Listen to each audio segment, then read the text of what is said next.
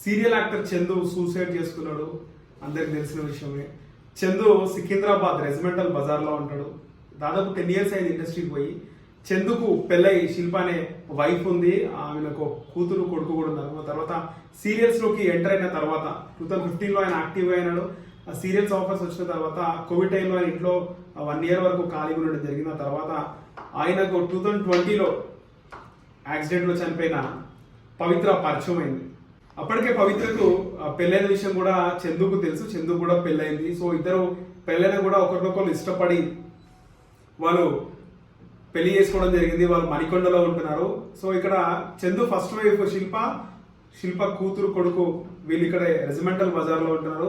ఇక చందు మణికొండలో అక్కడ పవిత్ర దగ్గర ఉంటూ ఇక్కడ శిల్ప అంటే ఇక్కడ వీళ్ళ ఫ్యామిలీ, వీళ్ళ పేరెంట్స్ కూడా ఇక్కడ ఉన్నారు, చందు వాళ్ళ పేరెంట్స్. వీళ్ళని కూడా చూడడానికి ఆయన వస్తూ వెళ్తూ ఉండేవారు. అయితే మొత్తానికి చందు శిల్ప ఒక దాదాపు ఒక 5 yearsగా వాళ్ళు ఎప్పుడైతే ఈ పవిత్రతో రిలేషన్ స్టార్ట్ అయిందో అప్పటి నుంచి కూడా వీళ్ళు విడిపోయి అంటే కలిసి ఉండి విడిపోయినట్లున్నారు. మాటలు లేవు, అసలు ఎప్పుడు కూడా మాట్లాడడు సరిగా. పిల్లల్ని చూసి వెళ్తున్నాడు, ఇక్కడికి ఎప్పుడైనా వచ్చినా కూడా ఆయన తాగి నైట్ రావడము, పవిత్రతో వీడియో కాల్స్ మాట్లాడడం, ఇవన్నీ కూడా చందు చేస్తుండే. నాతో సరిగ్గా లేడు అని చెప్పేసి నిన్న శిల్ప చందు చనిపోయినాక బాధపడుతూ మీడియాకి చెప్పింది.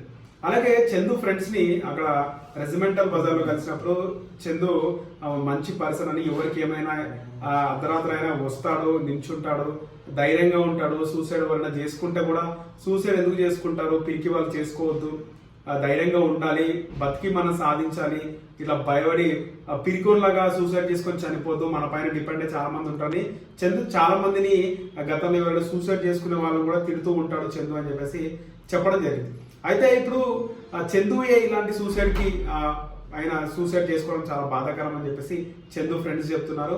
ఇంకా చందు ఆమె ఎవరైతే పవిత్ర చనిపోయిన తర్వాత పవిత్ర చనిపోయింది, ఆయన డైజెస్ట్ చేసుకోలేకపోయిండు. పవిత్ర కూడా యాక్సిడెంట్ అయిన తర్వాత తనకు వచ్చిన బ్లడ్ చూసి పవిత్ర హార్ట్ అటాక్కి గురై చనిపోయింది.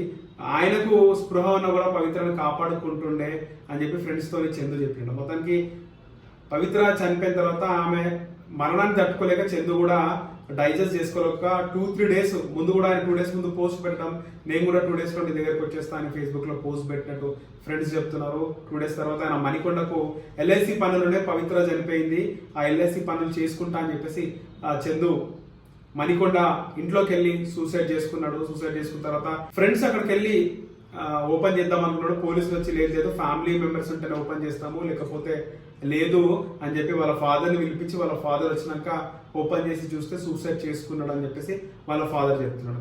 ఇక తర్వాత లాస్ట్కి చందు కాళ్ళకి తాడు ఏదైతే బట్ట కట్టుంది, మనము నార్మల్ ఫాల్స్ లాంటి బట్ట కాళ్ళకి చేతులకు ఉంది, నా కొడుకు మరణం పైన కూడా నాకు డౌట్ ఉందని చెప్పేసి చందు ఫాదర్ అయితే ఈరోజు చెప్పడం జరిగింది.